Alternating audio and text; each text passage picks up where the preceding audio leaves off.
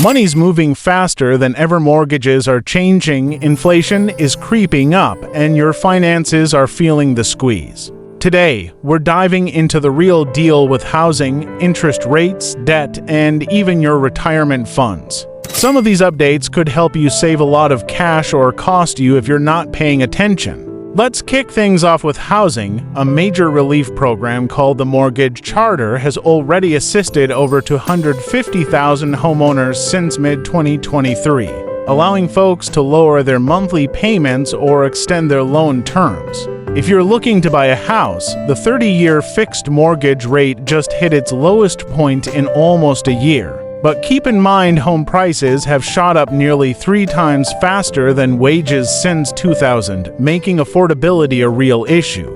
Inflation stats show a 2.9% increase in prices compared to last year, partly due to tariffs, and jobless claims recently reached 263,000, the highest it's been in nearly 4 years. This unusual mix of rising prices and job losses has many thinking the Fed might lower rates soon, which could mean cheaper borrowing costs but also more market volatility. On top of that, tens of billions in government aid are still sitting unclaimed, including assistance for utility bills, with millions of eligible people not taking advantage of what's out there. Spending rules are changing too. The £100 limit on contactless card payments might be eliminated, letting banks set their own caps. Meanwhile, fintech companies like Betterment and Rocket Money might hike their fees, as banks like Morgan are charging more for customer data.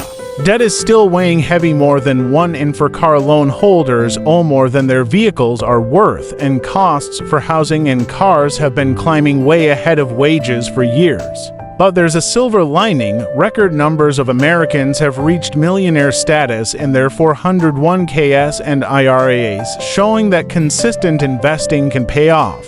Still, more people over 55 are withdrawing tax-free lump sums from pensions, which has its perks but can also be risky. On the policy front, there's a class action lawsuit claiming the Department of Education is illegally blocking student loan forgiveness under IDR and PSLF plans, while the new no tax on tips rule is being rolled out, though it's a bit complicated on who qualifies. So, what's the takeaway? Mortgage rates are going down, there's government aid waiting to be claimed, and long-term investing is still a solid way to grow wealth for those willing to be patient. But with inflation, debt, and rising expenses, now's not the time to sit back. Take one step this week. See if you're missing out on any benefits, check your mortgage options, or rebalance your retirement savings. And if you found this info helpful, hit like, subscribe, and stay tuned, because in times like these, being informed isn't just smart, it's essential.